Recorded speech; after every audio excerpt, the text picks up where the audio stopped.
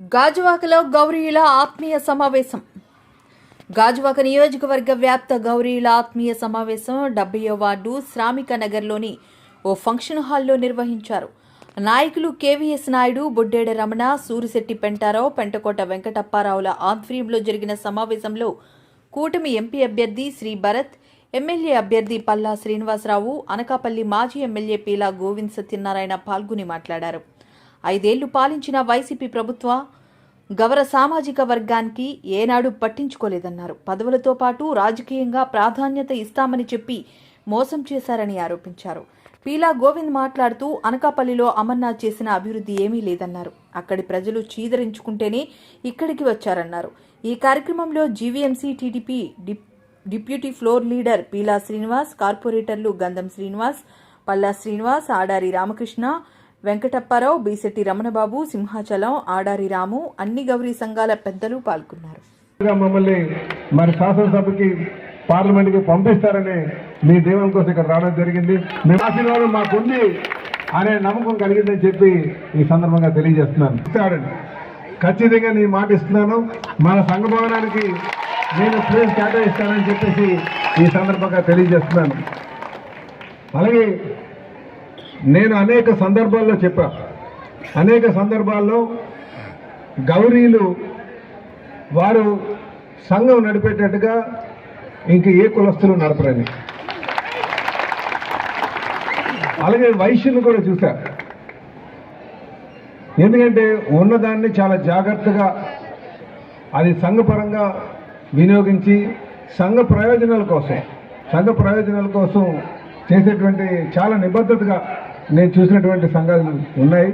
అందుకే నేను ఎక్కడికి వెళ్ళినా సరే మరి గౌరీలు చేసినటువంటి సంఘాన్ని ఆదర్శంగా తీసుకొని ముందుకు వెళ్ళాలని చెప్పేసి. ఎందుకంటే ఎవరి దగ్గరికైనా సరే డబ్బులు తీసేసరికి వాళ్ళ విశ్వరూపం కనిపిస్తుంటుంది. కానీ గౌరీ సంఘంలో ఉన్నటువంటి పెద్దలు మాత్రం ఖచ్చితంగా దాన్ని చాలా జాగ్రత్తగా అందరి డబ్బులు అంటే మన డబ్బులు అంటే అందరి డబ్బులు, అందరి డబ్బులు అంటే మన డబ్బులు, ఇది చాలా జాగ్రత్తగా వాడాలి అనే ఒక ఆలోచనతో ఉంటారు. అది నిజంగా నేను ఎక్కడికి వెళ్ళినా చూసినటువంటి ఆ సంగతి అని చెప్పేసి ఈ సందర్భంగా తెలియజేస్తున్నాను. అలాగే సోదరులారు, ఈరోజు మనం చాలా ఆలోచించాల్సినటువంటి అవసరం ఉంది. ఈరోజు ఓటు వేసేటప్పుడు ఇది మనం సంకల్పించుకోవాలి. దేవుడి దగ్గరికి వెళ్ళేటప్పుడు మనం సంకల్పించుకుంటాం. దేవుడు ఏం మనతో మనమే మాట్లాడుకుంటాం. కానీ ఆ సంకల్పం భాగమే మనల్ని ముందుకు తీసుకెళ్తుంది. ఈరోజు అదే విధంగా మనం ఓటు వేసేటప్పుడు కూడా ఇది మన భవిష్యత్తు, మన పిల్లల భవిష్యత్తు, ఇది మన భవిష్యత్తు అంటే మన పిల్లల భవిష్యత్తు. మన పిల్లల భవిష్యత్తు బాగుండాలంటే ఈ ఓటుని చాలా జాగ్రత్తగా ఆలోచించి నాయకుని గుర్తించి మనం వేయాల్సినటువంటి అవసరం ఉంది. అందుకనే ఆ బాధ్యతగా మీరు కానీ ఆలోచన చేస్తే మంచి నాయకత్వం రావడానికి ఆస్కారం ఉంటుంది. మళ్ళీ ఈ రాష్ట్రాన్ని మనం అభివృద్ధి చేసుకోవడానికి ఆస్కారం ఉంటుంది. అది మనం ప్రతి ఒక్కరికి చెప్పాల్సినటువంటి అవసరం ఉంది. గత 5 సంవత్సరాలు మోసం. ఈరోజు రాష్ట్రం అంతా కూడా ఏదో ఒక అవకాశం చాలామంది ఓట్లు వేశారు. ఓట్లు వేసిన తర్వాత ఆయన కక్ష సాధింపే ధ్యేయంగా వెళ్ళారు. ఎక్కడ రాష్ట్రాన్ని పునర్నిర్మాణం చేయలే, అంతా అప్పులు మయం చేశారు. అప్పులు మయం చేస్తే ఎవరికి వెళ్తుంది? మన పిల్లలకి వెళ్తుంది మళ్ళీ. కనుక సోదరులారా, నాయకులు ఎప్పుడు కూడా చాలా జాగ్రత్తగా ఆలోచించాల్సిన అవసరం ఉంది. ఆ నాయకులు గుర్తించాల్సినటువంటి బాధ్యత ప్రజలపైన ఉంటుంది. ఆ గుర్తించేటువంటి బాధ్యత మీరు ఓటుని వేసే ముందు సంకల్పించుకోవాల్సినటువంటి అవసరం ఉందని చెప్పి ఈ సందర్భంగా మీకు తెలియజేస్తున్నా. ఇప్పుడు తెలుగుదేశం పార్టీ ట్రాక్ రికార్డ్ ఏంటి? 95 నుంచి 2004 మధ్యలో బీజేపీతో కలిసి ఉన్నాము. 99 నుంచి 2004 మధ్యలో అప్పుడు స్టీల్ ప్లాంట్ ప్రైవేటీకరణ అవ్వాలి అని అప్పుడు కూడా కేంద్ర ప్రభుత్వం ప్రారంభించింది. ఒప్పించి ప్రైవేటీకరణ అవ్వకుండా ఆపారు.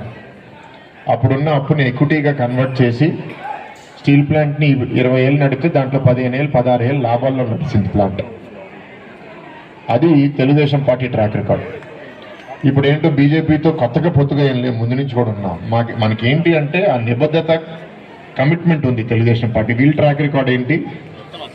5 సంవత్సరాల్లో గంగవరం పోర్ట్ అమ్మేశారు. గంగవరం పోర్ట్ ప్రైవేట్ వాటా 80-90% ఉంటే తన మీద ఒత్తిడి పెట్టి భయపెట్టి ఆ ప్రైవేట్ వాడిని అమ్మేశారు. సరే, ప్రైవేట్ వాడు అమ్మేశాడు. రాష్ట్ర ప్రభుత్వానికి దాంట్లో 10% వాటా ఉంది. రాష్ట్ర ప్రభుత్వం అన్న ఆపాలి కదా, వాళ్ళ 10% వాటా కూడా అమ్మేశారు. సో గంగవరం పోర్ట్ కాపాడుకోలేని ఈ ప్రభుత్వం రేపు స్టీల్ ప్లాంట్ కాపాడగలుగుతుందనే నమ్మకం మీకుందా వైఎస్ఆర్సీపీ మీద? లేదు. స్టీల్ ప్లాంట్ ప్రైవేటీకరణ అవుతుందంటే వాళ్ళ నాయకులు వచ్చి పట్టుబుడుకులు ఉండాలి. ఏం చేయగలుగుతాము, వాళ్ళు చేస్తున్నారు. 25 ఎంపీలు ఇవ్వండి, వాళ్ళ మెడల్ దించుతాం అన్నారు. మెడల్ దించుతున్నారు, కానీ ఎవరి వాళ్ళ మెడలే వెళ్తున్నారు కలవడానికి. ఏం అడుగుతున్నారు? నాకు ఈ మర్డర్ కేసు నుంచి తన్ని కాపాడండి, నన్ను ఈ సిబిఐ కేసు నుంచి తన్ని కాపాడండి. ఇప్పుడు బాబాయ్ మర్డర్ కేసు ఉంది కదా, అదొక మ్యాటర్. ఆ క్విడ్ ప్రోకో మీద ఇప్పుడు 40,000 కోట్లు తినేశారని అదొక పెద్ద కేసులు. అది ఒకటి కాదులేండి, చాలా కేసులు ఉంటాయి. స్వార్థ ప్రయోజనాల కోసం వాళ్ళ ఎంపీల్ని వాడుకుంటున్నారే తప్ప రాష్ట్ర ప్రయోజనాల కోసం ఏవీ వాడట్లే. కానీ వాళ్ళు ఇక్కడ పోటీ చేసే అభ్యర్థి మీద ఆల్రెడీ గోవింద్ గారు 40 నిమిషాలు క్లాస్ తీశారంట. సో నేను మళ్ళీ ప్రత్యేకంగా చెప్పక్కర్లేదు. కానీ వాళ్ళు కూడా ఇక్కడ పోటీ చేసి రకరకాల మాటలు అంటారు.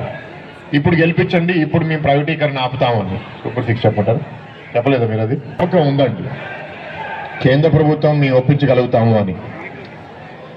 ఇంకోటి, ఇవాళ వైఎస్ఆర్సీపీకి కాన్ఫిడెన్స్ ఏంటి అంటే, మేము ఈ పథకాలు బాగా ఇచ్చేసాము, పథకాలు ఇచ్చేయడం వల్ల మాకు ఓట్లు పడిపోతాయని. పథకాలు ఒకవైపు ఇచ్చి ఇంకోవైపు మీ దగ్గర డబ్బులు తినేస్తున్నారమ్మా. లిక్కరు 2019లో రాష్ట్ర ఆదాయం 7,000 కోట్లు. ఇప్పుడు ఆదాయం ఎంతో తెలుసా లిక్కర్ మీద రాష్ట్రంలో? ఎవరన్నా చెప్పగలుగుతారా? ఎంత? 24,000 కోట్లు. అంటే మద్యం నిషేధించకుండా మీకు ఎలక్షన్స్కి రాను అన్న నాయకుడు లిక్కర్ మీద 4 రేట్లు ఆదాయం, రాష్ట్ర ఆదాయం పెంచాడు. ఇప్పుడు ఆ డబ్బులు ఎవరి దగ్గర నుంచి వెళ్తున్నాయి ప్రభుత్వానికి?